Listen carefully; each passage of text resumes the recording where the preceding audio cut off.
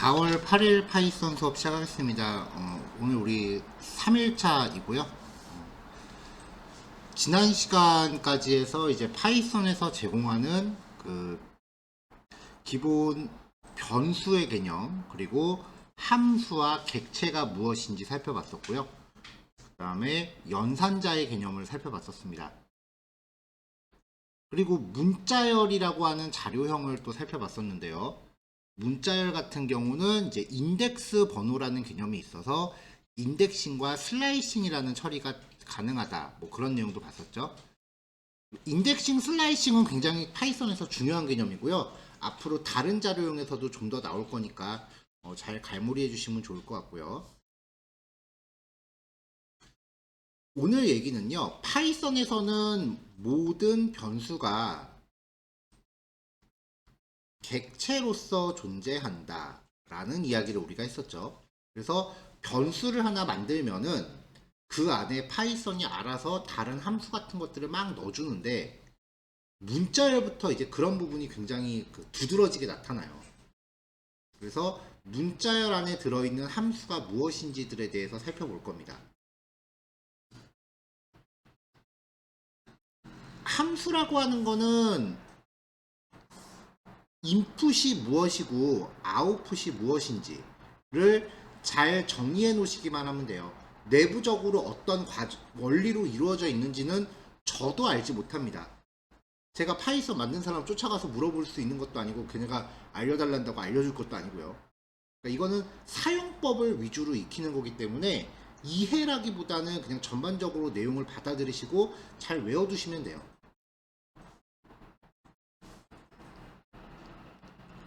자, 그래서 이제 문자열과 관련된 파이썬 자체의 내장 함수.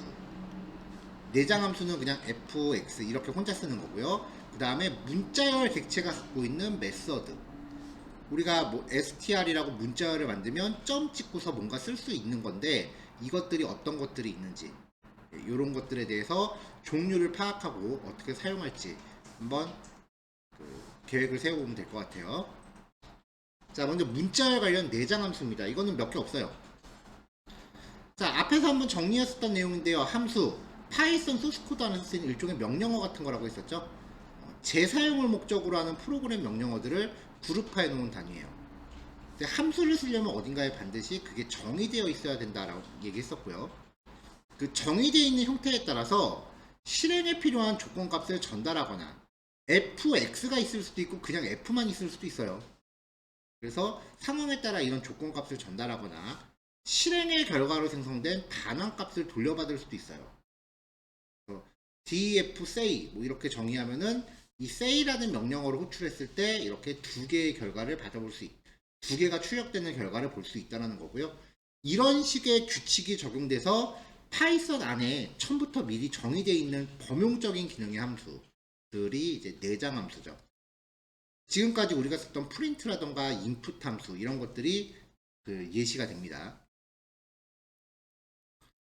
자, 새로운 내장 함수입니다. 내장 함수 소개해 드리는 거는 그때그때 잘 정리하셔서 별도로 이제 정리한 내용을 기억하시면 좋을 것 같아요. 앞으로 여러분들이 어떤 프로그램을 파이썬으로 만드시건 간에 계속 쓰입니다. 자, 내장 함수 len입니다. 이 len은요, 파라미터로 전달, 여기 괄호 안에 뭔가 전달해 주는 거죠. 파라미터로 전달된 변수의 길이를 측정해서 반환을 해요.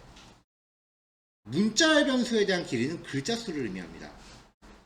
그래서 len 함수한테 문자열을 파라미터로 전달하면 글자 수를 측정해서 반환을 해주고요. 중요한 거는 공백 문자, 띄어쓰기요. 그리고 특수 문자, 쉼표, 마침표 이런 것들도 한 글자라는 거예요. mystr이라고 하는 변수에다가 헬로파이썬이라는 문자열을 저장을 해요. 그래서 이 문자열을 len이라는 함수한테 이제 전달하면은 하나, 둘, 셋, 넷, 다섯, 띄어쓰기 여섯, 일곱, 여덟, 아홉, 열, 열하나, 열둘 12글자니까 12라는 결과값을 반환받아요. 출력하면 12가 나오죠. 자, 이렇게 결과값을 반환하는 함수들은요, 이렇게 결과를 출력하는데 요 랭스가 얘고요.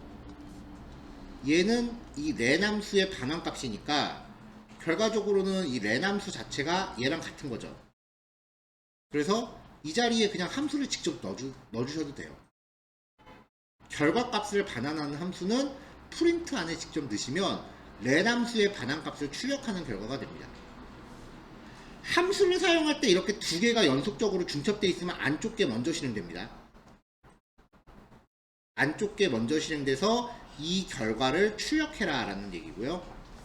그 다음에 가끔 물어보시는데 여기 띄어쓰기는 그냥 구별하시기 좋으라고 제가 일부러 띄워놓은 거지 반드시 여기 띄어쓰기를 넣어야 되는 건 아니에요.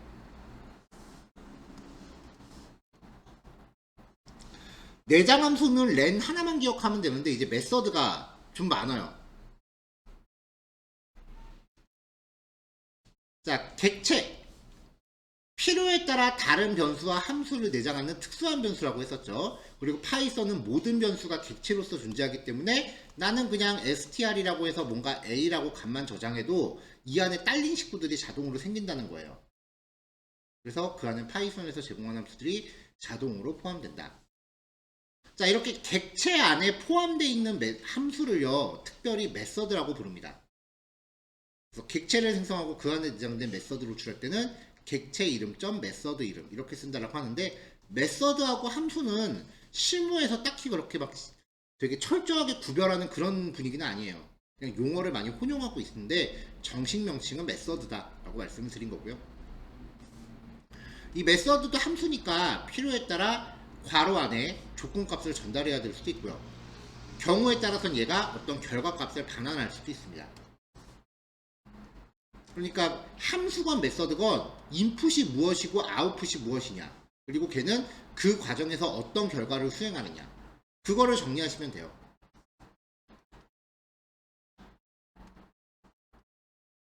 자, 이제 예제 코드로 바로바로 들어갈게요. 자, 파이썬 프로그래밍으로 데이터를 분석합니다 라고 하는 문장이 하나 있습니다.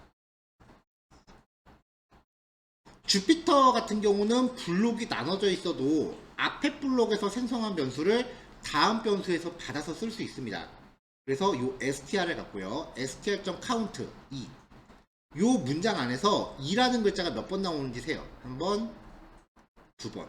결과 두 번이죠. 가라는 글자는 없거든요. 그러면 0입니다. 반환값은 0이에요. 단어도 카운트 합니다. str.count python 하면은 한 번 들어가 있죠. 영문으로 된 파이썬 없으니까 0이에요.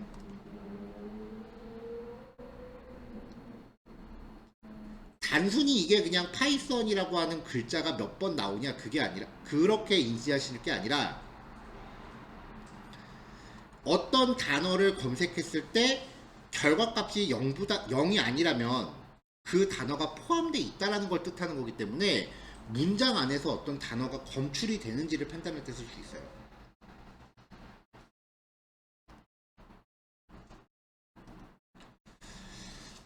이번엔 메시지라는 변수예요. 내가 좋아하는 것에만 집중하기로 했다라는 문장을 넣습니다. 이 메시지 변수를 가지고 find라는 함수로 호출합니다.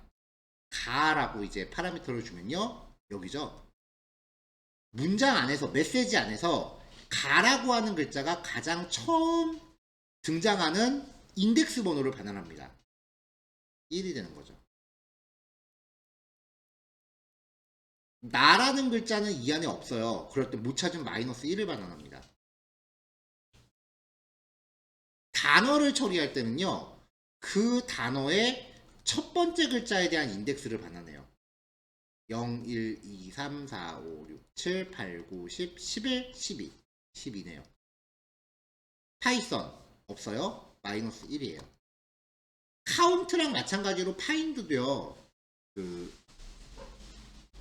위치를 찾기도 하지만 문자열 검출 기능에 똑같이 사용할 수 있어요. 반환되는 값이 -1이냐 아니면 -1보다 크냐, 이에 따라서 단어가 포함되어 있는지 그렇지 않은지를 확인할 수 있습니다. 자, 요번엔 센텐스라고 하는 변수에다가 일부러 같은 글자가 좀 여러 번 나오는 문장을 넣습니다.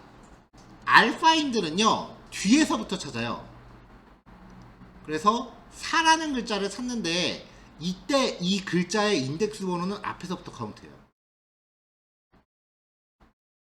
메서드를 호출해서 반환받는 인덱스 번호는 역으로 가는 경우는 전혀 없습니다. 그래서 0, 1, 2, 3, 4, 5, 6, 7, 8, 9, 10, 11. 11이 반응되는 거죠. 못 찾으면은 마이너스 1을 주고요. 마찬가지로 사람. 단어에서 첫 번째 글자의 인덱스예요. 이쪽으로 찾는다고 해서 요 글자가 아닙니다. 항상 결과는 그냥 정방향으로 가요. 자, 인간도 없으니까 마이너스 1.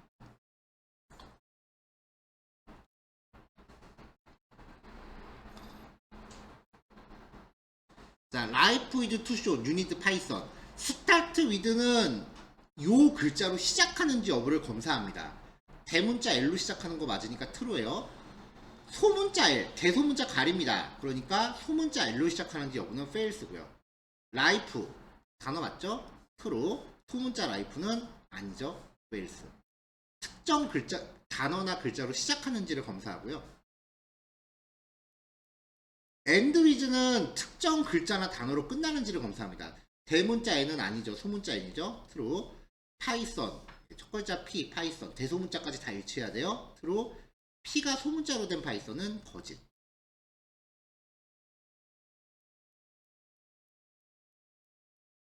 str.upper는요, 이 str 안에 있는 모든 내용을 싹 다 대문자로 변환해서 반환합니다. 로어는 이 str의 모든 내용을 소문자로 변환해서 반환하고요. 지금까지 우리가 살펴봤었던 이 문자열 객체의 모든 기능들은요, 그리고 혹은 앞으로 살펴볼 모든 기능들의 공통점은 이렇게 막 가공한 결과를 반환하긴 하지만 원본은 바뀌지 않습니다.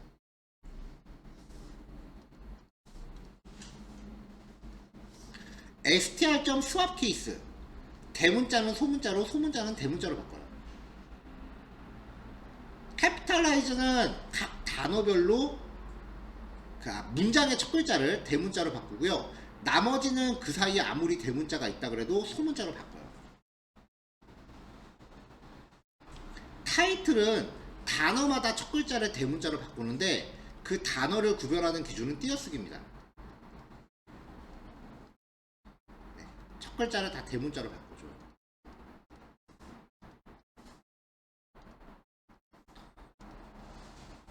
자, 공백 지우기입니다. 일부러 K라고 하는 변수에다가 앞뒤에다 공백을 좀 많이 넣어놨어요. 앞뒤에다가 대괄호를 붙여서 이 공백을 포함한 내용을 출력하면 대괄호 먼저 하나 있고요. 파이썬이 공백을 포함해서 파이썬 있죠. 그리고 그 뒤에 대괄호를 닫았어요. 왜 이런 식으로 출력했냐면은 이 공백이라는 게 가늠하기가 힘드니까 대괄호를 출력하면은 그 사이에 아 이만큼 공백이 있구나 라고 내가 좀 비주얼적으로 확인할 수 있잖아요. 이 대괄호는 그냥 공백이 얼만큼 있는지를 가늠하기 위한 기준으로 출력한 거지 그거 말고 뭐 다른 기능이 있어서 출력한 건 아닙니다. 자, 얘를 사용해서 스트립, 앞뒤 공백을 제거합니다. 그래서 그 반환된 결과를 출력하면은 공백 없이 들어왔죠. L 스트립은 왼쪽 공백을 제거합니다. 오른쪽은 남아있죠. R 스트립은 오른쪽 공백을 제거하기 때문에 왼쪽은 남아있습니다. 얘 같은 경우는 활용도가 진짜 많아요. 어떤 경우냐면은 지금은 우리가 어떤 자료를 다룰 때 변수를 만들어서 그냥 내용을 이렇게 대입을 하지만 나중에 궁극적으로는 프로그램 안에 저렇게 값을 코딩해 놓는 게 아니라 외부에서 데이터를 가져오게 되실 거예요. 엑셀을 읽어드린다든지 웹페이지에 있는 컨텐츠를 크롤링을 한다든지 사용자한테 입력을 받는다든지 이런 식으로 외부에서 데이터를 이렇게 갖고 오기 마련인데 그때는 예상하지 못한 공백이 끼어 있는 경우가 굉장히 많아요. 그것 때문에 결과가 달라지는 경우도 굉장히 많고요. 그래서 외부에서 가져온 데이터를 처리할 때는 그냥 거의 습관적으로 하셔도 무관해요. 무조건 공백 제거하고 들어가셔야 돼요. 얘는 특별히 쓰는 경우가 되게 빈도수가 앞으로 되게 많이 나올 겁니다. 지금 말씀드린 엑셀 파일 핸들링이나 크롤링 같은 주제는 2개월 차에 다룹니다.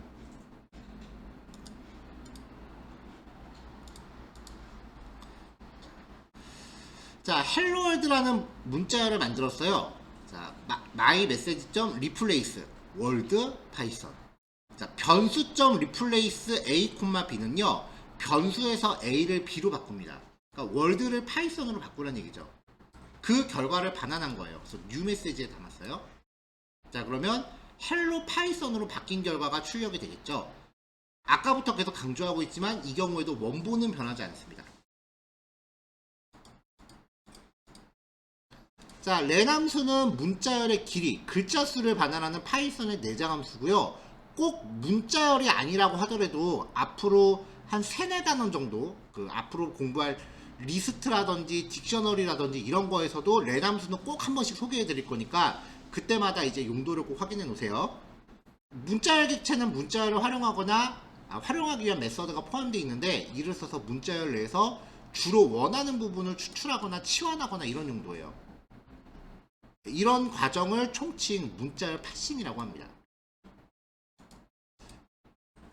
자, 이런 식으로 내장 함수 같은 경우는 이미 완성되어 있는 기능을 소개해 드리는 건데 그 기능들 자체가 워낙 원초적이기 때문에 저도 어떤 심정이신지 알아요. 그래, 설명하는 내용은 저거 자체로는 알겠는데 한참 듣고는 그래서 어쩌라고 그 생각 드시잖아요. 저걸 어떻게 써야 되는지 모르겠다고요. 그거 2개월 차 때 할 거라고요. 우리 지금은 이거 하나만 갖고 어떤 결과물을 만들어내기엔 우리가 공부한 게 좀 적어요. 결과물을 만들어낼 때 이것저것 막 같이 섞어야 되거든요. 그래서 그런 것들을 이제 경험해 보시려면은 우리가 진도가 좀 더 많이 나간 후에 돼야 되는 거니까 지금은 그냥 이 현상을 액면가대로 받아들여 주세요. 이 현상들이 나중에 더 큰 현상의 원리가 될 거예요.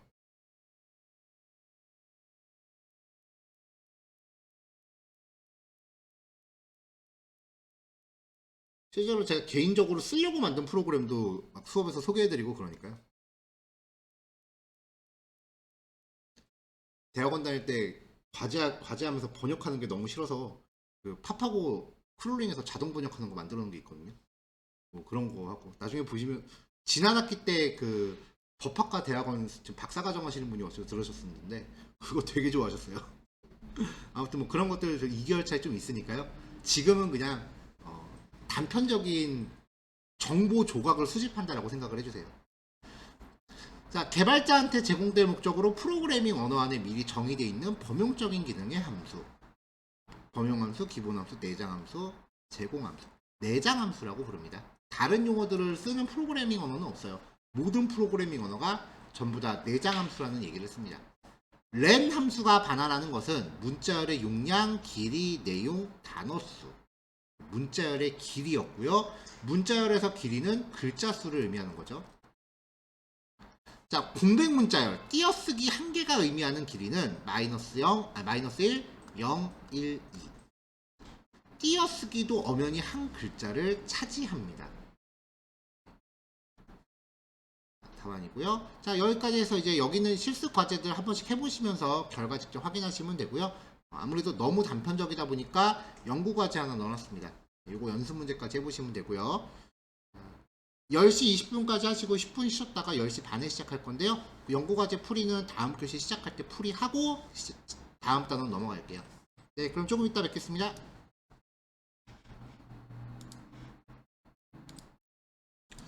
자, 그럼 문제 풀이 한번 해볼게요.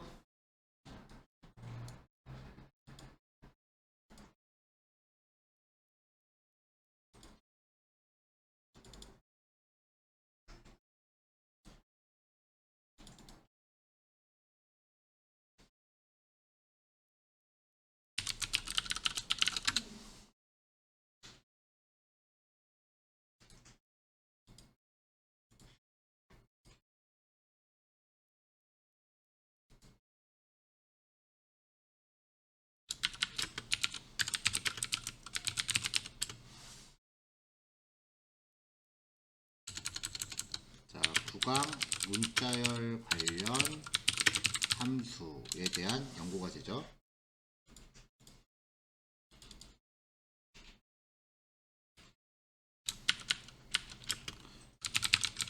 파일의 경로에서 정보 추출하기입니다.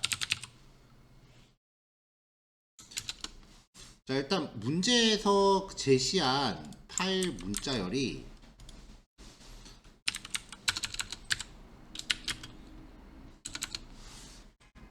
파이썬 블록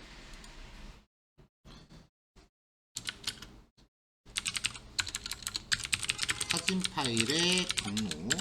자, 패스는 한 다음에 이렇게 문자열로 이렇게 저장을 할게요. 자, 문자열 변수에 대해서는 조금 이따가 드릴 얘기가 좀 더 있어요. 일단은 이대로 가볼게요.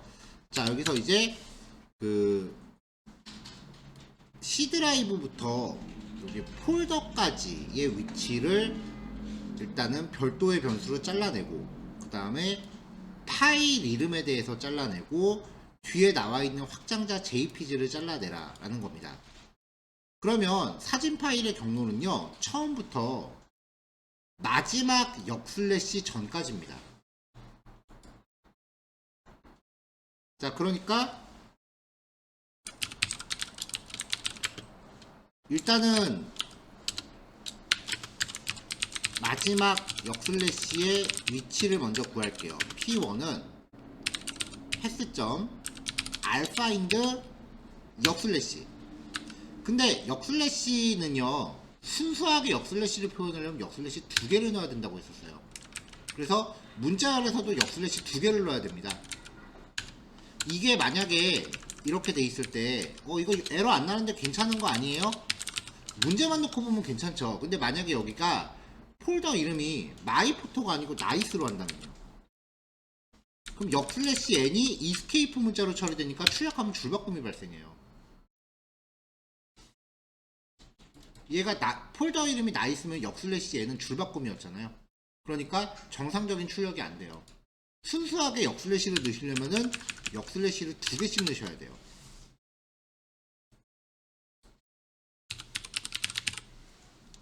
그러니까 이제 주어진 문제에서만 해결이 될 게 아니라 이 조건이 바뀌었을 때도 이 코드가 동일한 결과를 만들 수 있게끔 만들어야 됩니다.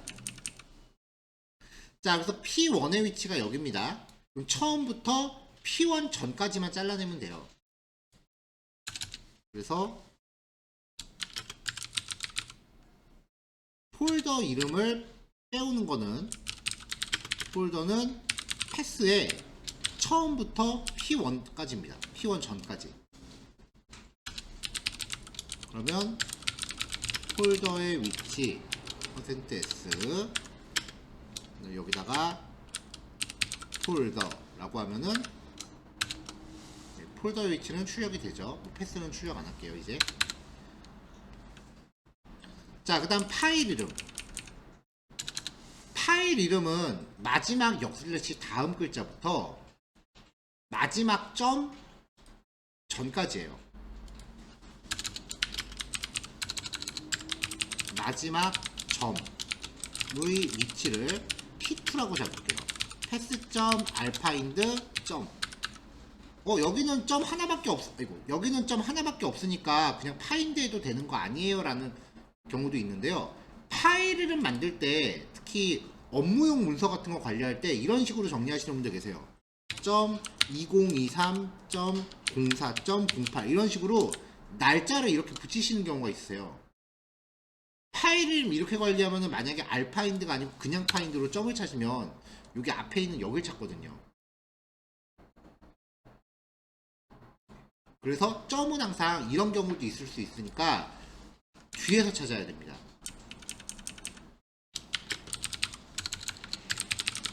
파일 이름, 파일은 패스에서 P1 다음 글자부터입니다. 그래서 P1 다음 글자부터 콜론 마지막 점 전까지니까 P2라고 하면 되겠죠. 포린트 파일 이름은 파일. 자, 문제에서는 여기 날짜는 없었죠? 자, 마지막으로 확장자는 마지막 점 다음 글자부터 끝까지입니다. 확장자 ext, 그냥 ext라고 할게요. 패스에서 P2 플러스 1부터 끝까지입니다. 그럼 끝 위치는 지정 안 하면 되죠? 그래서 프린트 확장자.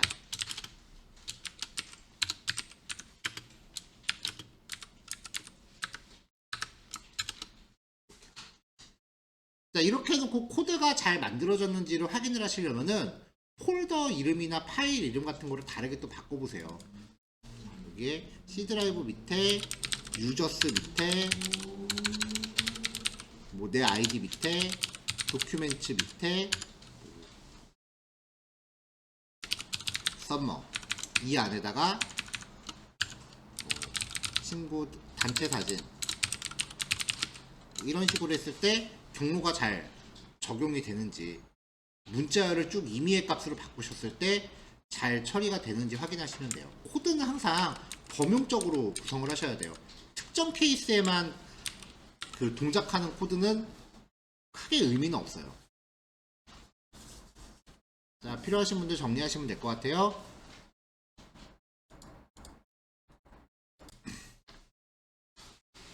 이번에는 이제 리스트라고 하는 새로운 자료형에 대해서 이야기를 좀 해볼게요. 그래서 이제 리스트 자료형이 무엇인지 한번 뭐 이해하고 리스트라는 걸 만들 수 있게끔 한번 학습을 해보고요. 그 다음에 2차원 리스트라고 하는 좀 더 확장된 개념이 있어요. 그거에 대해서도 살펴보도록 하겠습니다. 자, 상황부터 한번 제시해 볼까요? 이런 성적표가 있다고 가정하죠. 이 성적표에 대해서 각 학생들의 총점과 평균 점수를 구하래요. 그러면은 그냥 기본적으로는 이렇게 다 더한 다음에 과목이 3과목이니까 3으로 나누면 될 텐데 여기에 전제를 하나 걸게요. 이 각각의 값들을 모두 변수로 만들어야 된다. 라고 하면은 변수가 많아지면은 이제 0단어 만들기도 이제 버거워져서 그때부터 저는 그냥 변수 이름 한글로 적습니다. 한글로 적으셔도 돼요, 변수. 상관없어요. 어색해서 안 써요. 근데 지금은 3과목에 4명이니까 할 만한 거지 20과목에 30명이라고 하면 변수를 600개 만들어야 되잖아요. 그러니까 다뤄야 되는 정보의 수가 많아지면은 프로그램 소스가 점점 난해해져요. 리스트라는 건요, 변수를 그룹화한 겁니다. 그래서 일종의 사물함 같이 생겼어요. 만약에 다른 프로그래밍 언어를 공부하신 분들은 일단 1차적으로 그 연관 지을 수 있는 게 배열이라고 하는 개념인데, 사실 정확히 얘기했을 때 그 파이썬의 리스트가 정확하게 배열하고 일치하지는 않아요. 그 기본 구조가 비슷하긴 합니다. 그 비슷한 특성을 갖는 게 자바스크립트라는 언어가 있는데, 자바스크립트의 배열도 사실 전통적인 프로그래밍의 배열은 아니에요.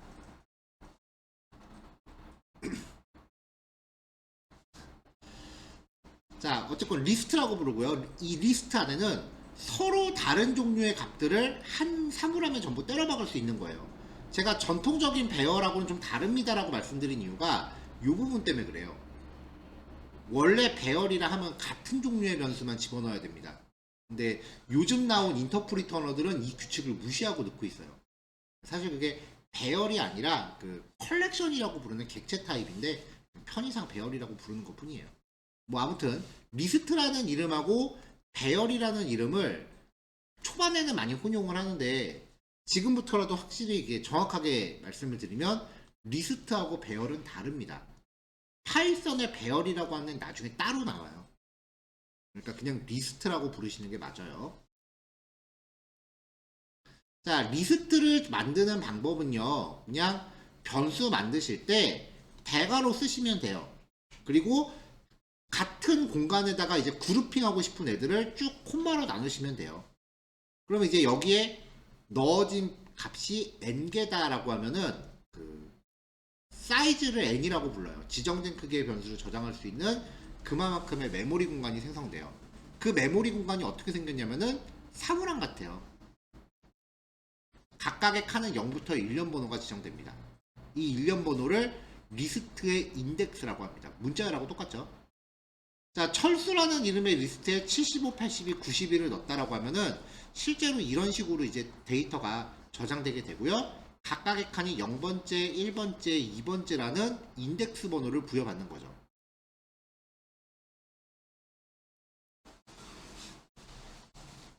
자, 5명에 대해 학생을 임의로 이렇게 쭉 정의를 해봤어요. 그래서 통째로 출력하면은 이렇게 나옵니다. 지금 여태까지 우리가 사용하던 프린트 함수가 아니죠. 그 주피터 같은 경우는 블록 하나에서요. 이건 잠깐 보여드릴게요. 예, 죄송합니다. 여기서 녹화 다시 이어서 할게요. 자, 좀 전에 했던 얘기가 뭐 A는 100, B는 200 이럴 때 프린트 A, 프린트 B 이렇게 출력하면은 한꺼번에 출력이 되는데 한 블록 안에서 변수를 이름만 지정하면 출력 기능을 한다. 하지만 한 블록에서 변수 하나에 국한된다. 마지막에 있는 것만 출력이 되죠. 요 얘기를 한 거였고요. 그 다음에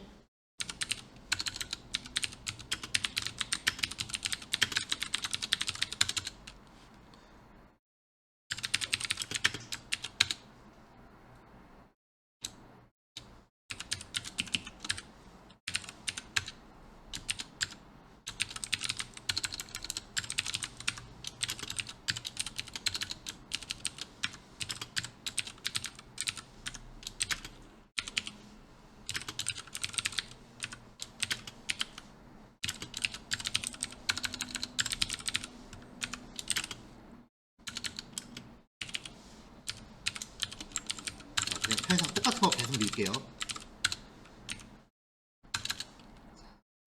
이렇게 한 다음에 이제 df는 데이터 프레임 데이터라고 해서 이게 이제 데이터 프레임이라는 걸 만드는 코드인데요. 이제 df를 출력을 할게요. 프린트로 df 하면은 이런 식으로 출력이 돼요. 표같이 생겼죠. 그러니까 일반적인 파이썬 프로그램 코딩 툴에서는 다 이렇게 출력을 해줘요. 근데 주피터를 소개할 때 제가 그 데이터 분석 쪽에서 좀 많이 쓰인다라고 말씀을 드렸는데요. 얘를 그냥 이렇게 변수 이름만 딱 넣으면은 데이터 프레임을 다루는 것 자체가 월등히 편해요. 이렇게 나오거든요. 일단 비주얼적으로 확 달라요. 그리고 만약에 그래프 같은 거 만들면은 다른 코딩 툴은 이제 그래프가 별도의 창에서 뜨는데 얘는 나중에 그래프도 여기 같이 나와요.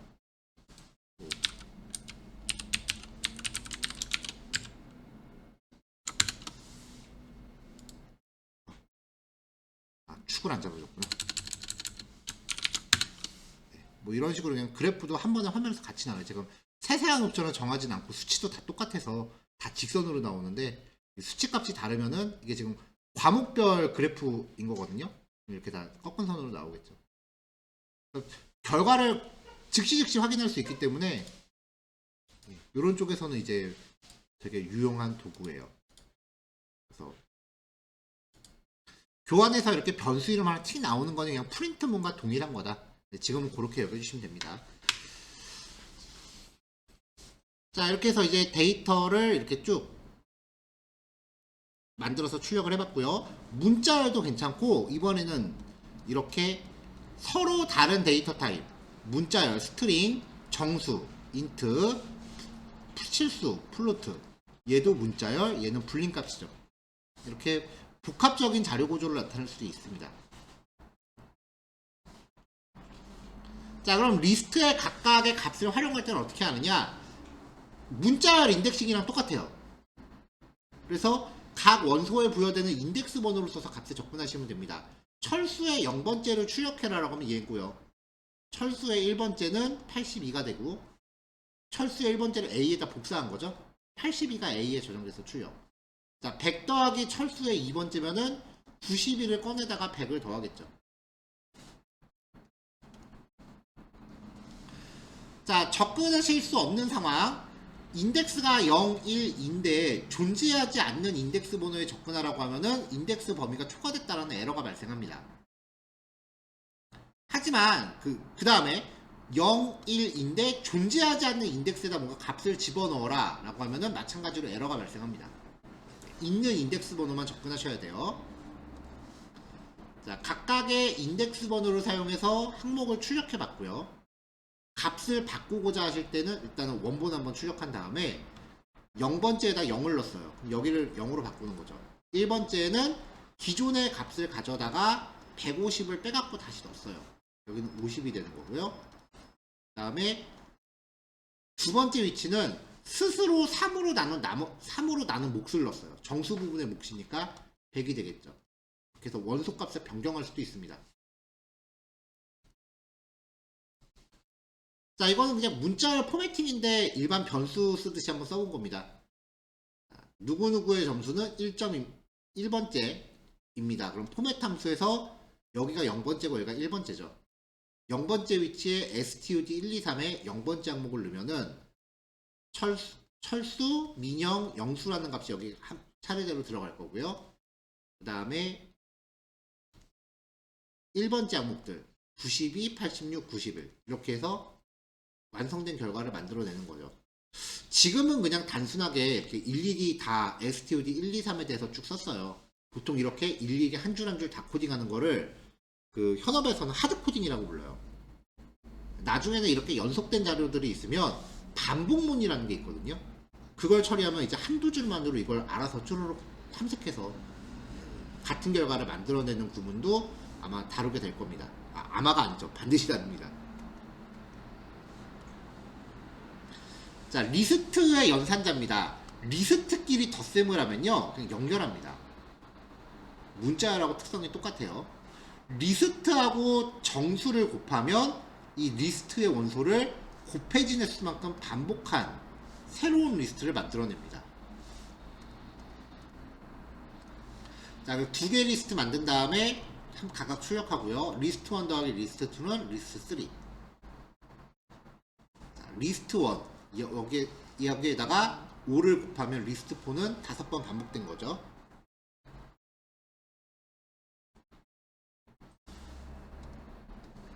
한 가지 응용을 하면은 리스트 1과 리스트 2가 있을 때 그럼 리스트 1 플러스 이퀄 리스트 2라고 하면 플러스 이퀄은 스스로 그만큼 증가하라는 의미니까 리스트 2를 리스트 1에 그냥 덧붙여버리라는 얘기가 돼요. 아래 같은 경우는 이 두 개를 더한 새로운 결과를 만들어내는 건데 이렇게 처리하면 리스트 1 자체가 바뀌어버리는 거죠. 자, 그 밖에 리스트에다가 정수를 더할 경우에는 에러납니다. 리스트에다 문자열을 더해도 에러나고요. 리스트끼리 곱해도 에러납니다.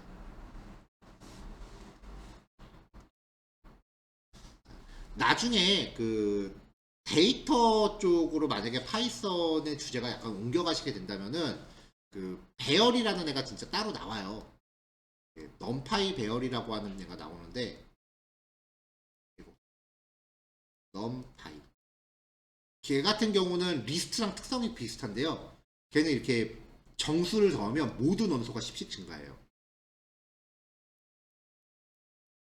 리스트의 업그레이드 판이라고 보시면 될 것 같아요. 나중에 넘파이라는 게 있습니다. 자, 이번엔 2차원 리스트입니다. 조금 전에 봤던 것처럼 한 줄만 존재하는 사물함 같은 형태를 1차 리스트라고 불러요. 그러니까 별도의 행에 대한 개념은 없고요. 열에 대한 개념만 존재하는 거죠. 칸만 있는 거죠. 한편 1차 리스트의 각각의 칸에 새로운 리스트를 넣는 형태가 있습니다. 이렇게 리스트를 만들어요. 독립적인 두 개의 리스트가 있는데 3개 새로운 리스트를 만들면서 각각의 칸에 얘네들을 넣는 거예요. 이렇게 여기는 두 칸입니다.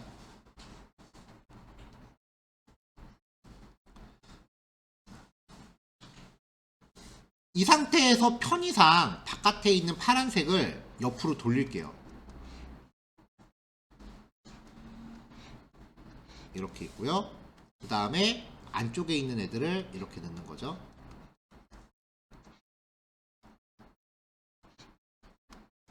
뭐 모양만 이렇게 표현한 거지 별 차이 없는 겁니다.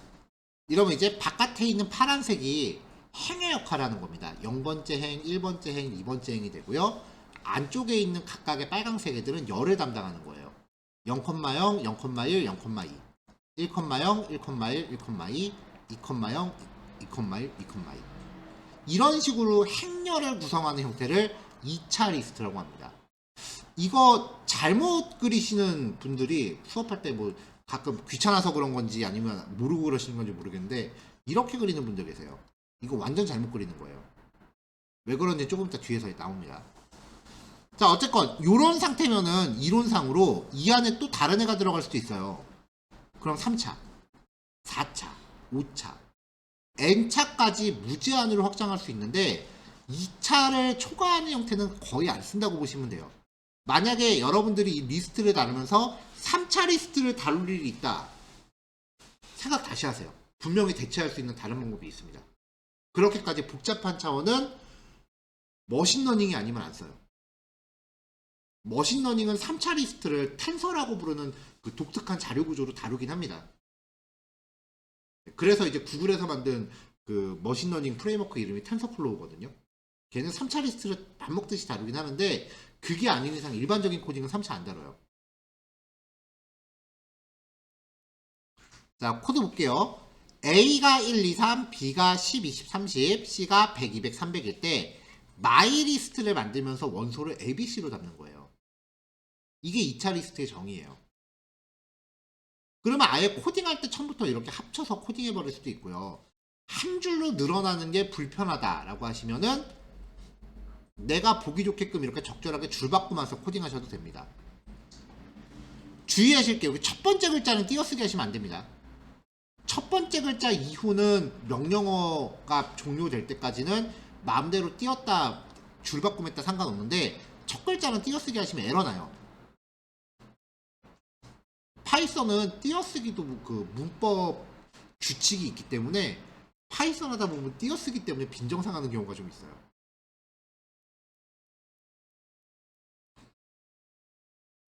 자, std1은 철수 98, 뭐 같은 식으로 2, 3까지 만들고요.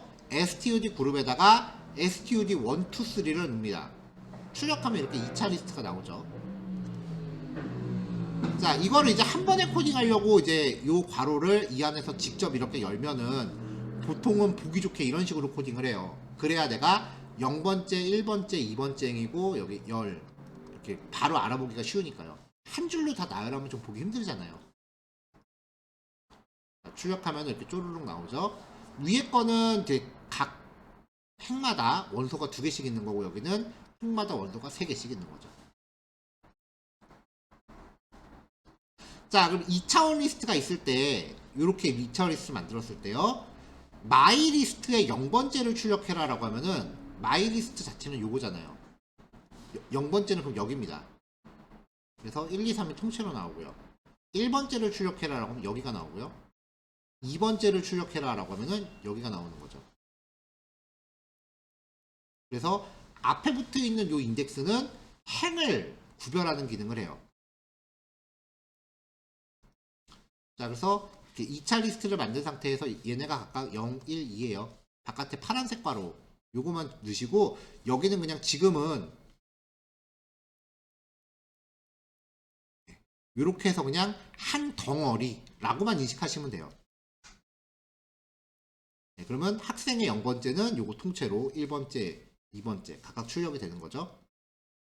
그럼 이제 이 학생의 0번째가 이거니까 여기에서 또 0, 1, 2가 부과되는 거죠. 자, 그래서 이렇게 마이리스트가 아까랑 똑같이 있을 때 마이리스트의 0번째가 요거였잖아요. 여기에서 0번째니까 이게 되는 거죠. 마이리스트의 1번째라고 하면은 여기죠. 여기에서 1번째니까 20이 되는 거고요. 마이리스트의 2번째는 요거죠.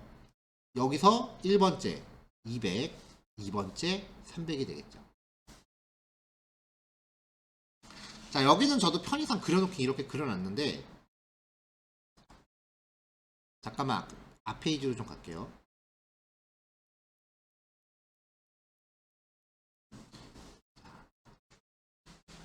자, 이런 식으로 이제 2차 리스트가 구성되는 원리를 말씀드렸는데 이거를 제가 계속 이렇게 강조하고 있어요. 마이 리스트가 3칸짜리고 이 안에 각각의 리스트가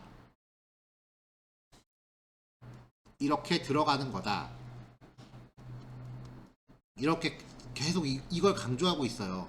그래놓고 저도 뒤에 PPT에서 그냥 이렇게 그려버렸거든요.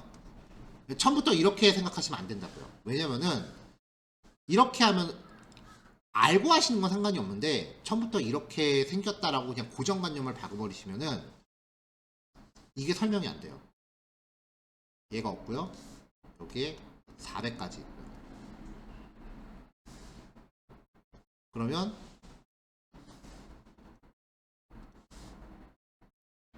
다시 그려야겠다.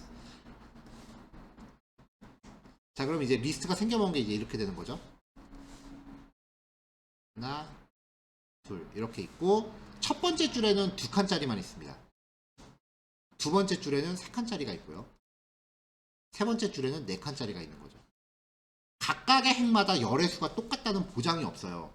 이걸 처음부터 이렇게 딱딱 잘라 그려버리면 이런 가변 형태가 설명이 안 돼요. 그래서 실제로 자료 구조도 이렇게 생겼고요. 밑에처럼. 그래서 이렇게 항상 이렇게 잘 정돈된 밭처럼 정사각형으로 생겼다. 이거는 염두하시면 안 됩니다. 항상 이렇게 가변적인 구조도 있을 수 있다는 걸 생각하셔야 되고요. 이거를 이해하신 상태에서 귀찮아서 이렇게 그리는 건 상관없죠. 근데 꽤 많은 책이나 수업들이 다짜고짜 이렇게 그리더라고요. 지금 설명드린 거는 모든 프로그래밍 언어에 다 해당되는 얘기입니다.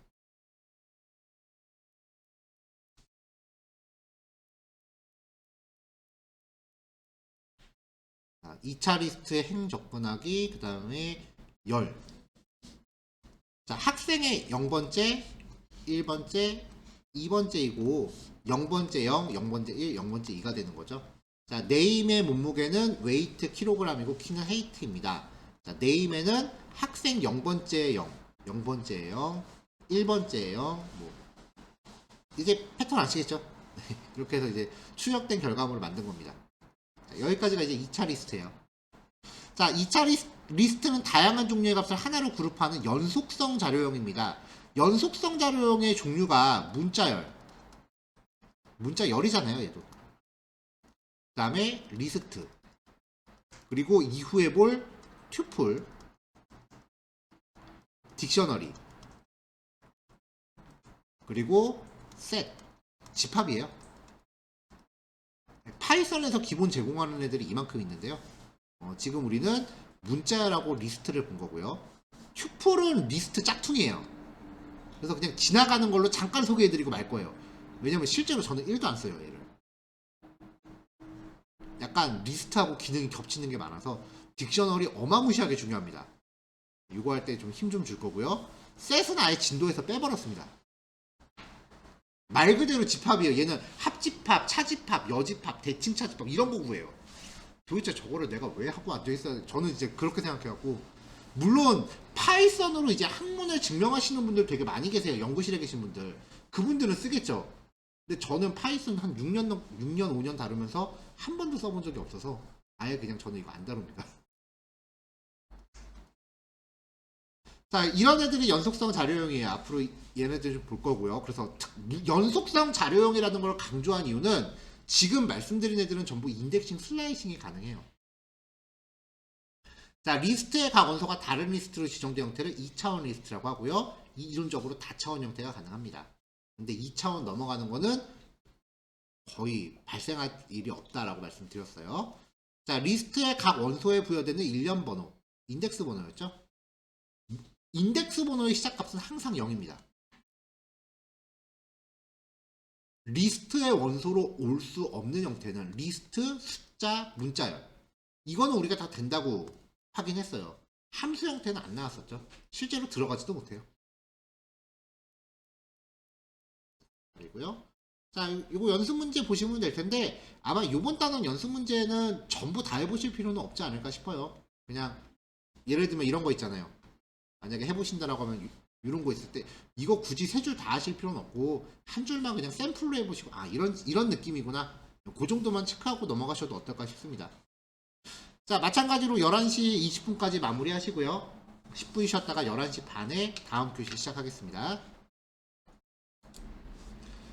자, 요번 단원은 이제 리스트를 활용하는 과정인데요. 이미 문자열에서 인덱싱과 슬라이싱에 대한 부분을 살펴보셨기 때문에 상대적으로 좀 쉽게 느껴지실 거예요.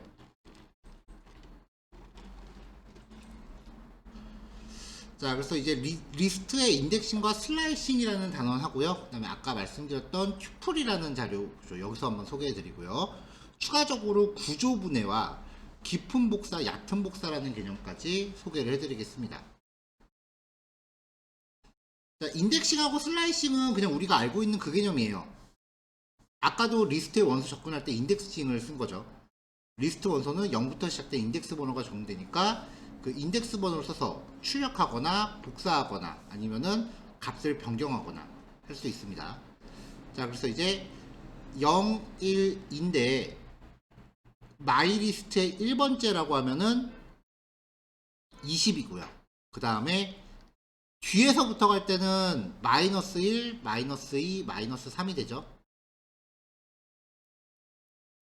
그래서 마이리스트의 마이너스 1이라고 하면 이제 30이 되고요. 0번째 항목을 다른 변수에 복사해라 라고 하면 10을 꺼내서 여기다 넣는 거고요. 출력했을 때 10. 1번째에다가 200을 넣어라 라고 하면은 200이 이 자리에 들어가는 거죠. 그래서 출력하면 변경된 결과가 나옵니다. 자, 뭐 인덱싱은 간단하고요. 그 다음 슬라이싱입니다. 마찬가지로 구간 설정이죠. 0, 1, 2, 3, 4일 때 1번째부터 3번째 전까지죠. 그럼 요거 두 개를 뽑아옵니다.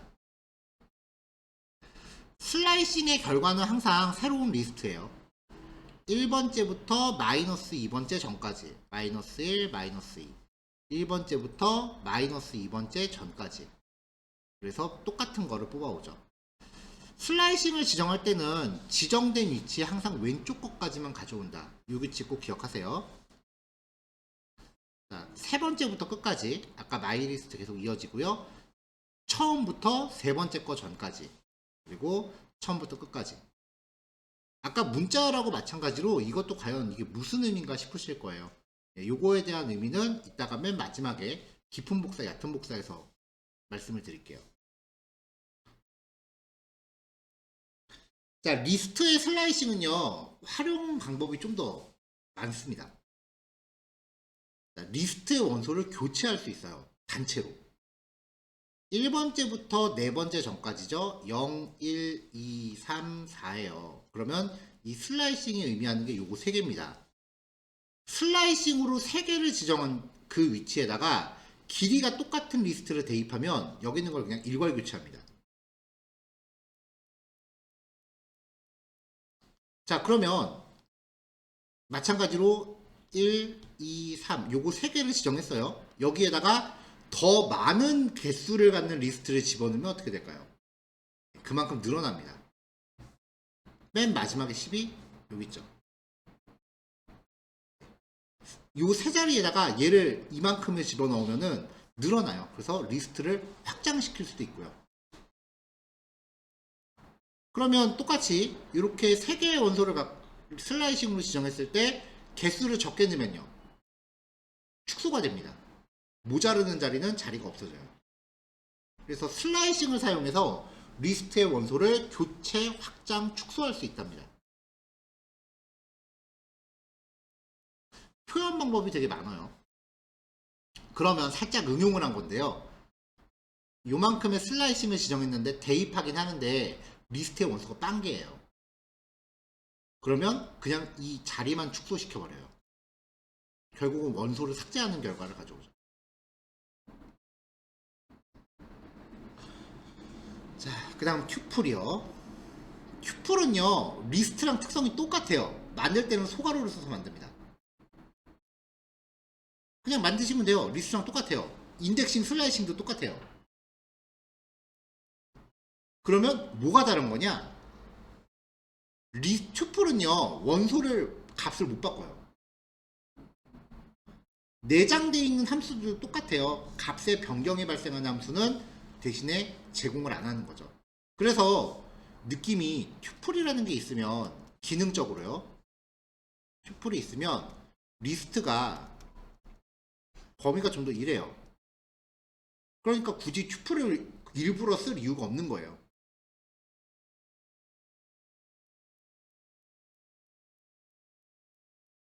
자, 여기부터는 이제 조금 천천히 얘기할게요. 리스트나 튜플의 원소를 1대1로 변수에 나눠서 저장하는 거예요. 자, 리스트의 원소가 이렇게 있을 때 이거 하나하나를 변수에다 복사할 거다라고 하면은 우리는 변수 1은 리스트에 0번째 항목을 넣어라. 이런 식으로 이런 코딩을 원소 개수만큼 해야 돼요. 지금까지 살펴본 바에 의하면요. 이거를 한 번에 리스트의 원소를 나눠받을 변수를 콤마로 쭉 나열합니다. 그러면 원소들이 이렇게 하나씩 들어갑니다. 단 이때 이 왼쪽에 선언되는 변수의 개수하고 리스트의 원소 개수가 똑같아야 돼요. 튜플도 같은 방식으로 할 수 있고요. 이걸 구조분해라고 해요.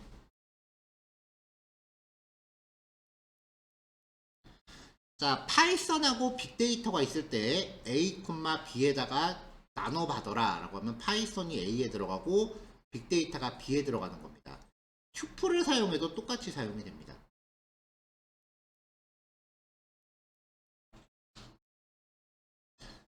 아까 말씀드린 것처럼 리스트 원소는 4개인데 변수를 3개만 받았다. 그러면은 이렇게 쭉 나눠지다가 40이 들어갈 데가 없으니까 너무 많은 값이 언팩됐다. 4개가 언팩됐다. 근데 받는 건 3개밖에 안 되죠. 굳이 이거를 일부러 말씀드린 이유가요. 이거랑 비슷한 기능이 이제 자바스크립트라는 언어에도 있는데 다른 언어 다루신 분들 같은 경우는 자바스크립트는 이렇게 하면은 40을 버리고 그냥 ABC만 만들어요. 그러니까 언어마다 특성이 좀 있기 때문에 일부러 에러 케이스를 따로 한번 다뤄봤어요. 자, 요번에 이제 깊은 복사하고 얕은 복사입니다. 일반 변수끼리 대입을 하면요, 값을 복사하는 기능을 합니다. 예시 보시면은 A가 100이 저장됐고요. A의 값을 B에다 복사합니다. 그럼 둘 다 100일 거 아니에요. A4지 하나를 다른 A4지에다 복사했다고 생각하시면 돼요. 자, 그러면 복사본에다가 내가 필기를 막 하면은 원본에 같이 필기되진 않죠. 마찬가지로 코딩도요. 복사한 B의 값을 딴 걸로 바꾼다고 해서 A가 같이 바뀌진 않습니다. 반대 경우도 마찬가지예요. 근데 연속성 자료용은 좀 얘기가 달라요. 연속성 자료용은요. 복사가 아닌 참조가 이루어집니다. 그래서 복사본을 바꾸면 원본도 같이 바뀝니다. 자, 푸는 1, 2, 3을 담고 있는 리스트고요. 푸를 바에다가 저장했어요. 그럼 둘 다 출력하면 1, 2, 3, 1, 2, 3이잖아요. 바의 1번째를 20으로 바꿔요. 여기를 20으로 바꿨어요. 그래서 둘 다 다시 출력하면은 푸도 같이 바뀌어 있어요. 이 현상을 얕은 복사라고 불러요. 최신 프로그래밍 언어들은 얕은 복사라고 부르는데 좀 오래된 프로그래밍 언어들은 이 현상을 참조 복사라고 불러요.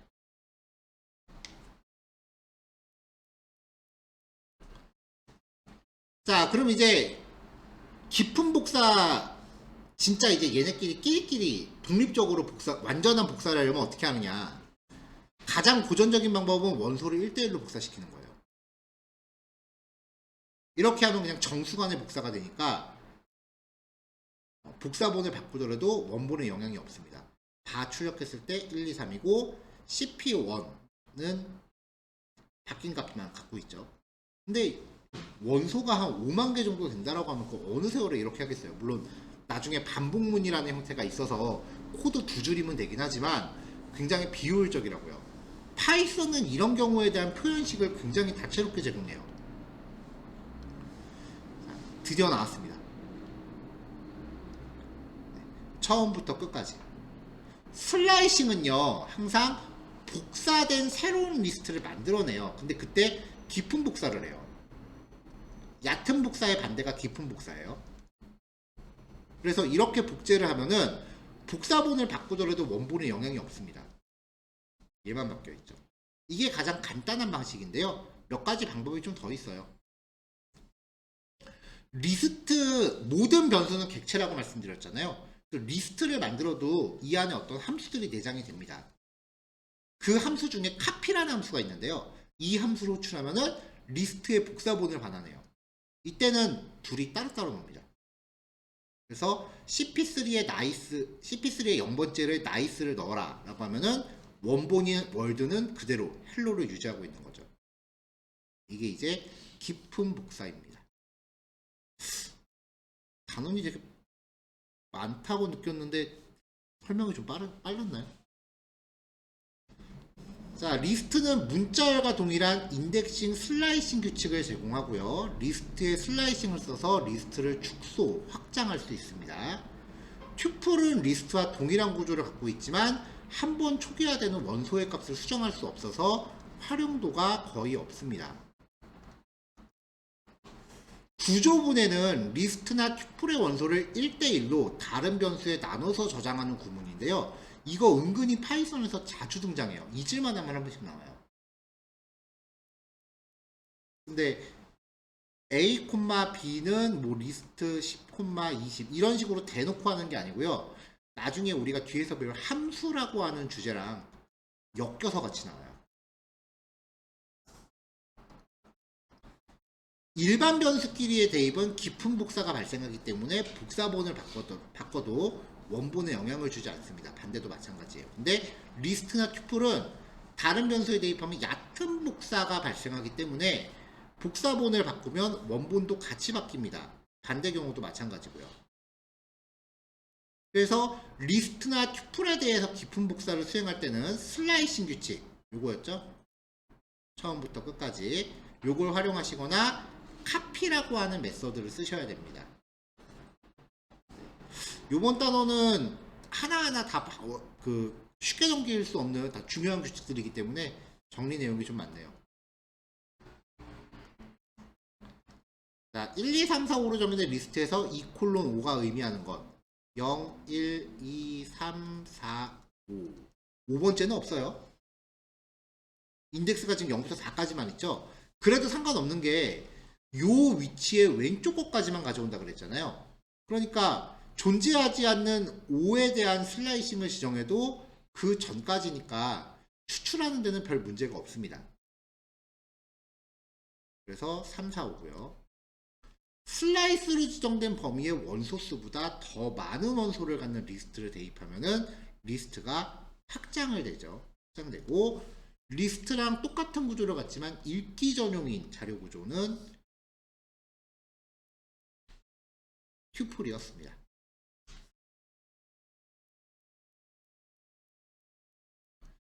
자, 이렇게 해서 이 내용들 실습해 보시면 되겠는데요. 설명 시간이 좀 짧았기 때문에 이번 교시 실습은 제가 좀 단축해서 마지막 교시를 좀 일찍 시작할게요.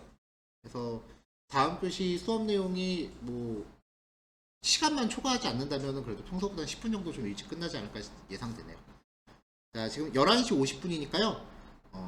다음 교시 시작을 12시 20분에 시작하겠습니다. 네, 조금 이따 뵐게요. 네, 20분 실습하시고 10분 휴식인 겁니다.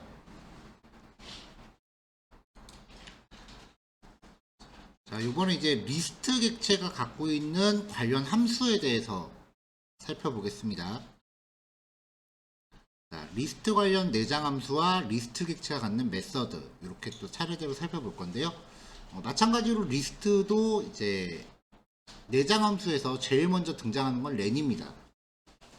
문자 같은 경우는 글자 수를 측정해 주고요. 리스트를 전달하면은 원소의 개수를 카운트에서 반환합니다. 모든 형태의 연속성 자료를 이용해서 다 쓸 수 있어요. 렌은요. 자, 그 다음 del이라고 하는 함수입니다. 그 파라미터로 전달되는 변수나 리스트를 메모리에서 삭제해요.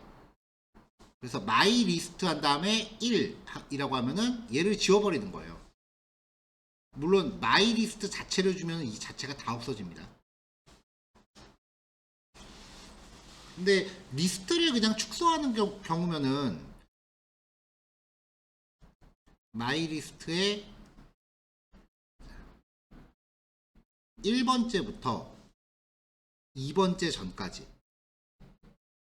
0, 1, 2니까 1번째부터 2번째 거 왼쪽 거까지니까 이렇게 하면 하나만 지정하거든요. 여기에다가 빈 리스트를 대입하는 것도 똑같은 효과예요. 근데 타이핑하는 글자 수로 보면 이게 더 간단하긴 해요. 하나 지을 땐. 자, 그 다음 이제 sorted라고 하는 함수인데요. 리스트를 파라미터를 이렇게 전달하면은 이 리스트를 이렇게 이건 그냥 원본 출력한 거죠. sorted라는 함수한테 리스트를 주면은요, 순서대로 정렬 합니다. 이때 보시면 원본은 유지되어 myList는 그대로 있고요. 정렬 결과가 적용된 복사본이 리턴됩니다. 두 번째 파라미터로 reverse true라는 옵션을 주시면은 역순 정렬합니다. 마지막에 원본을 다시 출력했을 때 원본은 변하지 않고 유지되고 있는 거 확인할 수 있습니다.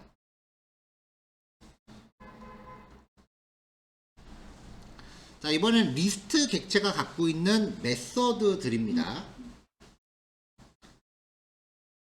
count, 전달되는 파라미터랑 일치하는 원소의 개수를 셉니다. 이건 문자열에서 또 있었죠? 둘, 세 개 해서 2가 3번 나왔다라고 반환을 해주는 거죠. 못 찾으면 0입니다.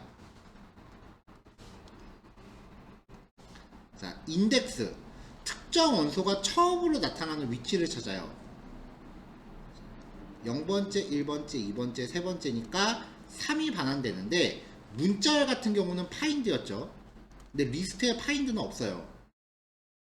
문자열에서의 find는 못 찾으면 -1을 반환했었는데 리스트에서 그냥 에러가 납니다.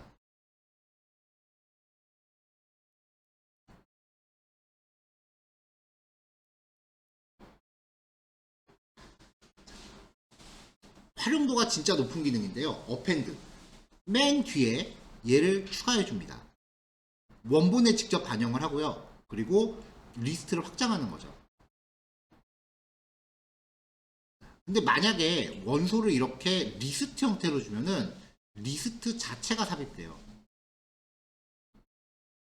그러니까 한꺼번에 내가 여러 개를 삽입하고 싶다고 하시면 append를 그만큼 여러 번 호출하셔야 돼요.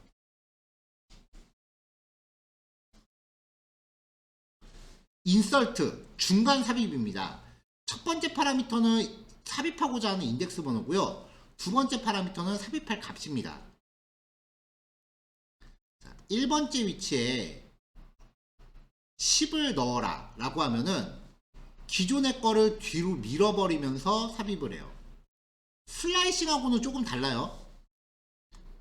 자, 슬라이싱으로 삽입할 땐 myList에 1번째부터 2번째 전까지라고 하면 요거 하나잖아요. 여기에다가 10을 넣어라 라고 하면은 슬라이싱은 기본적으로 값을 교체하면서 밀고 들어가요. 얘는 그 자리에 있는 거를 안 지우고 밀고 들어가요. 그래서 슬라이싱으로 넣을 때는 교체하는 김에 확장이나 축소를 하는 거고, 인설트는 그냥 다짜고짜 확장입니다. 자, 그럼 만약에 인덱스 번호를 0으로 지정하면 맨 앞에다가 뭔가 삽입을 하는 거죠. 이렇게 쓰면 append의 반대가 되는 거죠. 그럼 인설트로 append 같은 효과를 주고자 하면 어떻게 하느냐, 이 마지막 새로운 항목에 인덱스를 넣어줘야 되거든요. 자, 인덱스 번호가 지금 0, 1, 2 이렇게 3개가 있죠. 길이를 측정하면 길이는 3개입니다. len 함수로 개수를 카운트할 때 하나, 둘, 셋 이렇게 세고요. 인덱스 번호는 0, 1, 2예요. 그래서 인덱스 번호의 규칙은요, 항상 길이 빼기 1까지만 존재해요. 자, 그럼 이 길이 자체가 존재하지 않는 요 위치를 가리킨다라고 할 수도 있겠죠. 그 위치에다가 10을 넣어라 라고 하면은 맨 마지막에 추가하는 효과가 있습니다. append랑 효과가 같을 때는 이렇게 사용하시면 돼요. 근데 이렇게 코딩할 거면 그냥 append 쓰고 말 거예요. 자, pop, 맨 마지막 요소를 꺼내서 리턴을 해요. 그리고 원본에선 지워버립니다. 그래서 K는 3이고 myList 자체는 1, 2가 돼요. 자, 지금 우리가 기능을 볼 때 내장함수 계열하고, 글자 색깔이 좀 연해서 바꿀게요. 내장함수 계열하고 메서드 계열을 보고 있거든요. 공통적으로 나타나는 규칙이 내장함수는 원본을 유지해요. 그리고 복사본을 반환해요. 메서드는 원본 자체를 바꿔요. 그 다음에 특별한 경우가 있다면 어떤 결과값을 반환하지만 대부분의 경우는 결과값을 반환하지 않는 경우가 더 많아요. 그러니까 내장 함수랑 메서드의 차이는 원본을 유지하느냐 원본에 직접 반영하느냐의 차이로 보시면 돼요.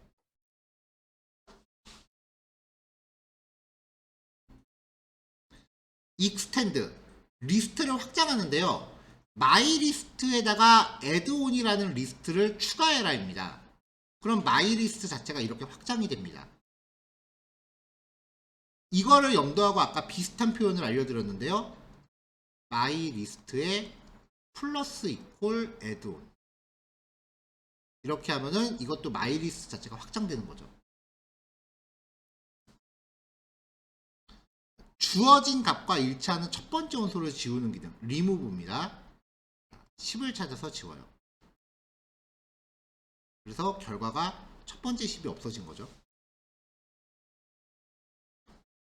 리버스 원본 자체가 변합니다. 얘는 이제 원본 자체를 역순으로 뒤집어요. 단순히 역순 뒤집기입니다. 정렬은 아니에요.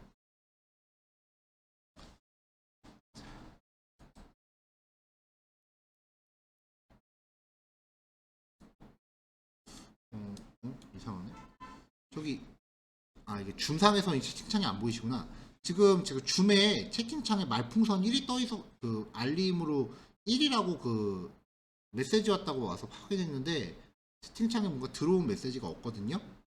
혹시 그 줌으로 수강하시는 분 중에 이 메시지 주신 분 계시면은 다시 한번 좀 말씀해 주세요.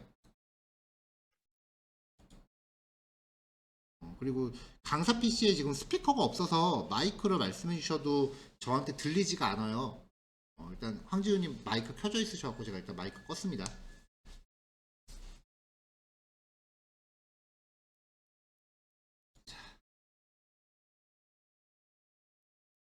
자, 솔트입니다. 아까 봤었던 솔티드하고 기능은 겹치는데 차이가 얘는 원본 자체가 바뀐다라는 거예요.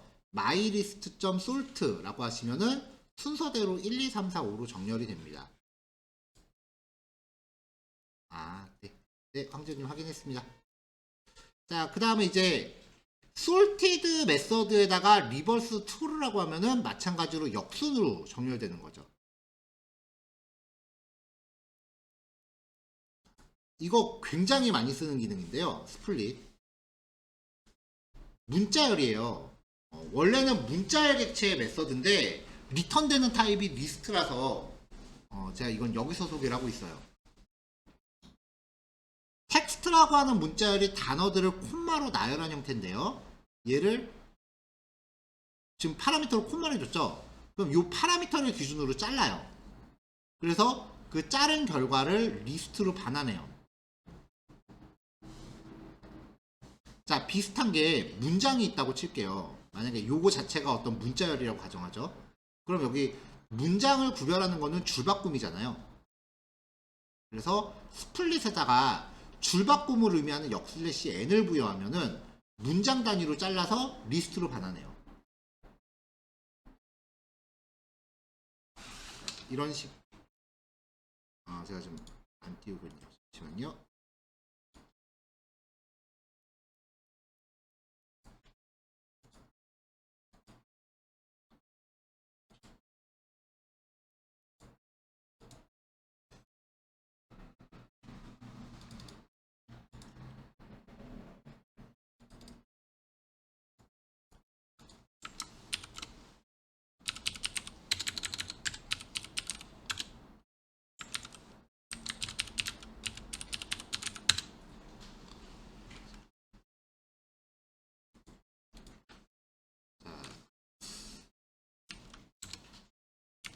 테스트한다. 이거는 별로 쓸 일이 없는 경우라서 제가 이거는 문자열에 소개를 잘 안 하는데요. 실제로 저는 이거 전혀 안 쓰거든요. 3종 따옴표로 문자열을 만드시면요. 이 안에서 줄바꿈이 자유로워요.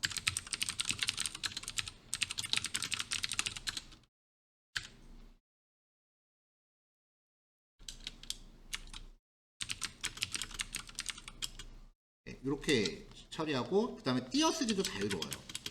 이렇게 해서 얘를 출력하면은 사이사이 이렇게 역슬래시 n으로 표기가 되잖아요. 프린트로 출력하면은 그대로 나오죠. 이렇게 이제 줄바꿈을 자유롭게 하는 문자열이 이제 3중 따옴표인데 이게 다른 프로그래밍 언어에는 없어요. 이런 게. 그리고 어차피 줄바꿈은 역슬래시 n으로 표현이 가능하니까 보통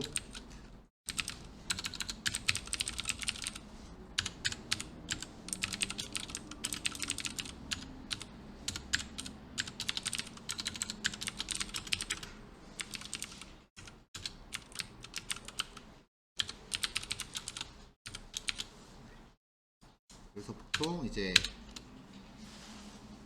저는 이제 역슬래시 n을 더 주로 사용해요. 똑같은 결과를 만들고자 할 때. 어쨌건 요 테스트를 갖고요. 테스트.스플릿 역슬래시 n으로 나눠라 라고 해서 결과값을 반환받은 다음에 이 k를 출력하면은 문장 단위를 이렇게 리스트로 잘라주는 거죠.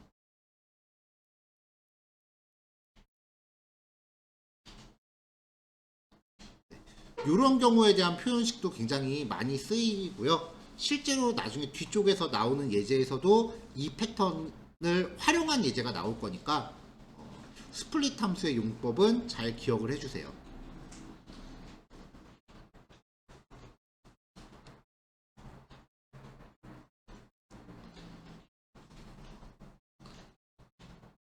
자, 정리하시는 분 계신 것 같아서 잠깐 기다리고 있습니다.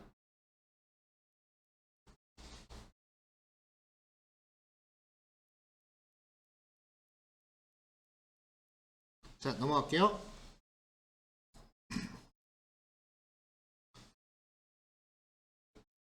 자, 요거는 어떻게 보면은 스플릿 함수의 반대입니다. DL이라고 하는 변수에다가 $기호를 넣었어요. 그리고 리스트를 하나 만들었습니다.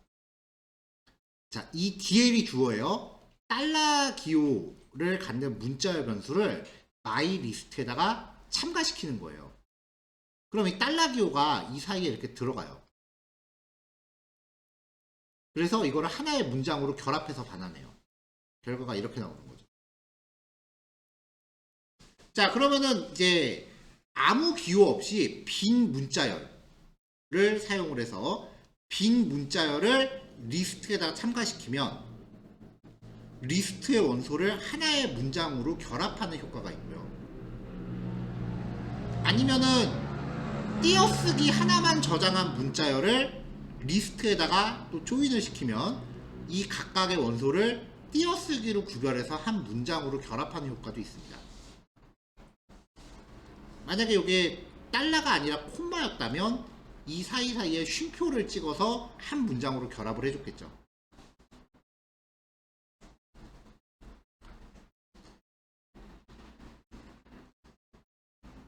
렌함수의 문자열을 파라미터로 전달하면 글자 수를 반환하고요. 리스트나 튜플을 파라미터로 전달하면 원소의 수를 반환합니다. 리스트 객체는 원소를 추가, 수정, 삭제, 추출할 수 있는 메서드가 많은데 이걸 파악하는 건 이제 되게 중요해요.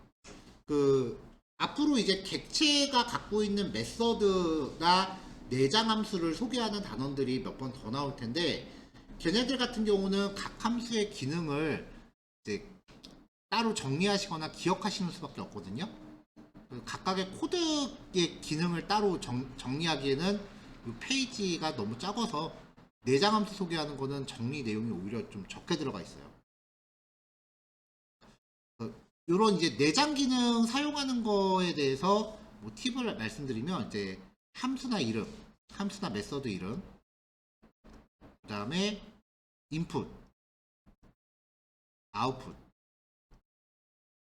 그리고 기능 설명 이런 식으로 이제 표 형태로 정리하셔서 만약에 파이썬을 내가 자주 쓴다라고 하면 이제 모니터 옆 같은 데다 좀 붙여 놓으시면 실제로 저도 예전에 회사 다닐 때는 자주 쓰는 이런 기능들은 엑셀로 정리해서 프린트한 다음에 옆에 파티션을 붙여놨었거든요. 그런 식으로 하시면 좀 활용이 됩니다. 인풋 같은 경우는 파라미터라고 표기하는 경우도 있고요. 원래 파라미터가 맞는 말이고요. 아웃풋 같은 경우는 리턴이라고 표현하는 게 맞습니다. 근데 이해하기 쉬우시려면 인풋 아웃풋으로 하시는 것도 괜찮을 거예요.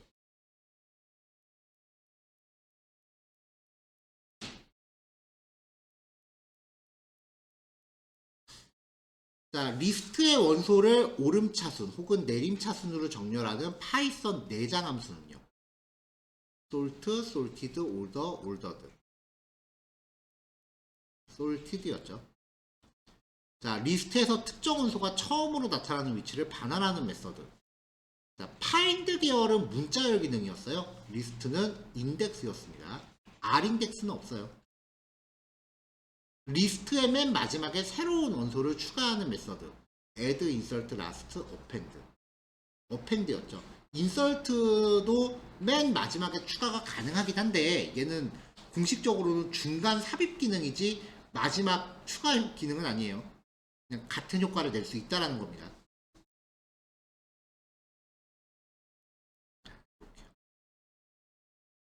자, 리스트 관련 함수 실습해 보시면 되고요. 제가 보통 실습 시간을 25분 정도 잡는데 지금 보니까 실습이 1시 5분에 끝나겠네요. 지금 시간이면. 혹시 그 1시 5분쯤에 뭐 진행할 만한 연습 문제가 있을지 한번 제가 문제를 한번 만들어 볼게요. 일단 실습 진행하겠습니다.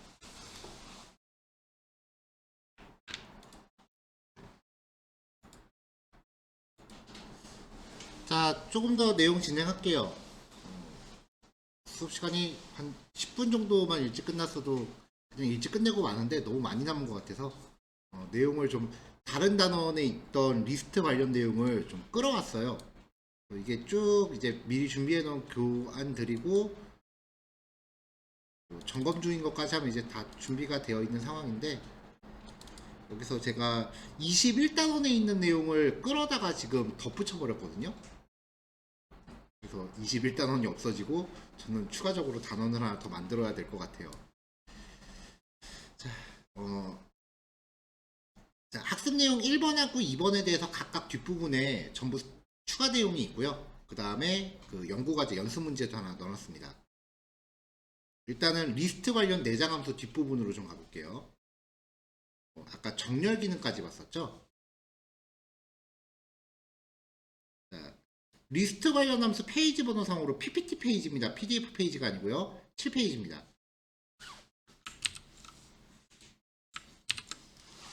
자, 리스트를 파라미터로 받았을 때 리스트나 튜플 중에서요. 최대값, 최소값 합계를 구할 수 있어요. 문자열은 계산이 안 돼요. 원소가 숫자로만 있을 때만 가능합니다. 자, max에 a를 주면은 최대값 3을 반환하고요. 미남수한테 a를 전달하면은 최소값 1을 반환하고 sum 함수한테 a를 주면은 합계를 반환합니다. 근데 평균을 구하는 기능은 없어요. 그렇기 때문에 평균을 구하시려면 sum 함수로 받은 값에다가 길이로 나누셔야 돼요. 그러면 평균이 떨어지겠죠. 자, 그 다음에 리스트나 튜플 간의 상호 변환이 가능해요. 리스트라는 이름 자체가 함수거든요. 이 함수한테 문자열을 주면은 각각의 글자들을 원소로 만들어서 반환을 해요. 자매품 튜플 함수도 있습니다.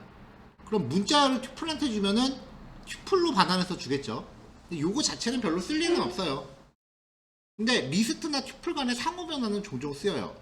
튜플을 리스트 함수한테 주면은 출력할 때 리스트로 반환돼서 나와요. 튜플을 튜플한테 주면 굳이 줄 이유 없겠죠. 자, 리스트를 리스트 함수한테 주면은 그대로 리스트로 나오는데 리스트를 튜플한테 주면은 튜플 함수로 반환됩니다. 이 중에서 신경 써서 기억하실 거는 리스트 함수예요. 뭔가 파라미터로 전달하면은 항상 리스트로 바꿔줍니다. 이후에 이 리스트 기능에 대해서 종종 나올 건데 당장 옆에서 range라는 이름의 함수가 있습니다. 얘는 파이썬 레퍼런스를 보면은 수열을 만든다라고 되어 있어요. 1부터 10 전까지 증가량이 따로 없으면은 1씩 증가해요. 1부터 그럼 9까지 1씩 증가하는 수열 객체를 만드는데 타입을 확인해 보면은 range라는 타입이래요. 이 결과물을 리스트 함수한테 주면은 진짜로 그 수열을 현실화시킵니다. 보통은 이렇게 나눠서 쓰기보다는 레인지의 결과를 리스트로 바로 가공해라. 이렇게 중첩돼서 사용하는 경우가 더 많고요. 세 번째 인자로 증가량을 따로 설정할 수 있어요. 그러면 없으면은 1씩 증가하는데 있으면 3씩 증가해요. 특히 레인지 함수는 그 우리가 내일 살펴볼 반복문이라는 주제, 내일하고 이제 다음 주에 걸쳐서 반복문이라는 주제를 보는데 거기에서 어마어마하게 중요한 역할을 합니다. 자, 내장 함수에 대해서는 요 정도 말씀드렸는데요. 특히 이제 힘써서 기억하실 거는 맥스, 민섬 얘네들은 많이 쓰겠죠, 확실히. 자, 그 다음에 리스트 객체 메서드 부분에서도 뒷부분에 추가 내용이 있어요. 여기까지 봤었죠. 문자를 잘라서 리스트로 변환하기. 결합하기까지 봤네요. 요거는 제가 개인적으로 되게 좋아하는 함수인데요. 사실 결과값이 리스트일 뿐이지 리스트 자체를 다루는 건 아니에요. 결과값이 튜플일 뿐이죠.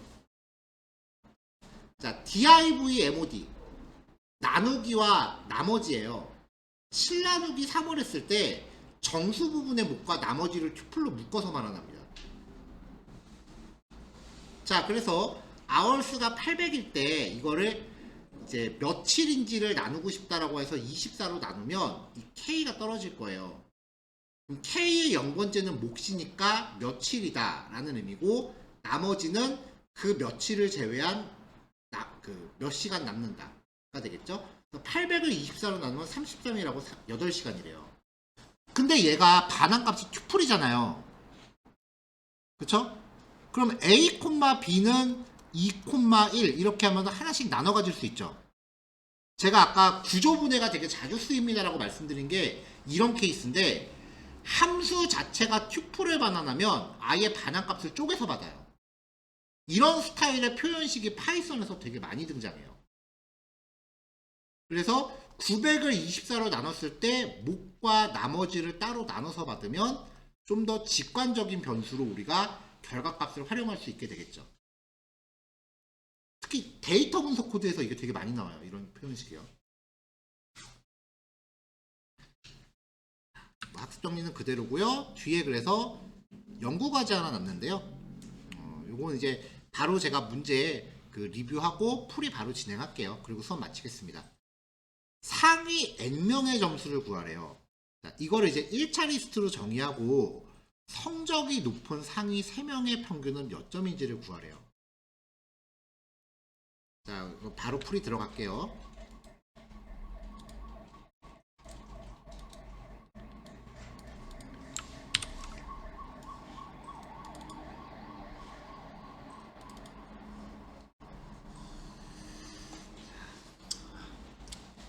사람이 더 이상 그러면 안 되는데 여기 신촌에 있다 보니까 사이렌 소리만 들리면 막 스트레스 받네요. 12강이었죠?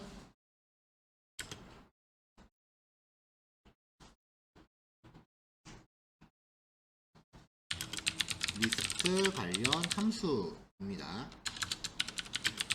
상위 n명의 점수 구하기. 자, 일단은 이 점수를 수학 점수래요. 수학 점수를 이제 리스트로 정의하래요. 사실 뭐 리스트의 값이 어떤 것들이 들어가는지 뭐 중요한 건 아니에요. 그냥 무작위로 넣으시면 돼요. 82, 74, 93, 65, 32, 71, 90, 88, 74. 자, 이때 풀이가 두 가지가 나와요.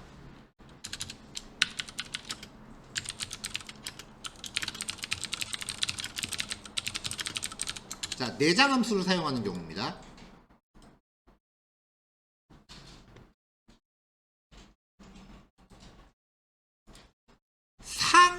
점수가 높은 상위 n명이라고 했으니까 일단은 이 점수표를 점수가 높은 순으로 정렬을 해야 됩니다. 그래서 K는 sorted, mass. 근데 점수가 높은 순이라면 역순이라는 거잖아요. 그래서 reverse true로 정렬을 해요. 그럼 중간 확인해 볼게요. 자, 점수가 높은 순으로 정렬이 됐죠. 이 상태에서 상위 3명을 구하라고 했으니까 0부터 세 번째 점까지. 이거에 대한 평균을 구하래요. 그렇죠? 그러면 다시 0부터 3까지를 탑3라는 이름으로 바뀌었습니다. 그러면 이제 평균은 좀 전에 봤죠? 썸의 탑3 나누기 렌의 탑3 이렇게 해서 프린트 avg라고 하면은 평균을 구할 수 있어요. 만약에 소수점 이렇게 쪼르륵 나가는 게 조금 불편하다 싶으시면은 퍼센트 0.1f에서 형식 문자로 쓰시면 수형 모양도 가잡을 수 있겠죠. 자, 두 번째는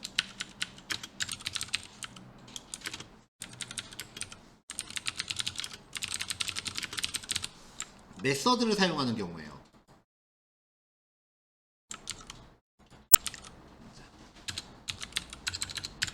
mass.sort 하면서 리버스 true라고 하면은 얘도 정렬을 하는데 이때는 원본 자체가 바뀌는 거였죠. 이렇게 처리하면은 k라는 변수를 따로 등장시키지 않고 이렇게 처리가 되죠. 그래서 주석으로 표기하면은 sorted는 정렬 결과를 반환하기 하고요. 그 다음에 sort method는 원본 자체가 정렬되는 특성이 있습니다. 이렇게 두 가지 케이스에 따라서 나눠서 정리하시면 될 것 같아요.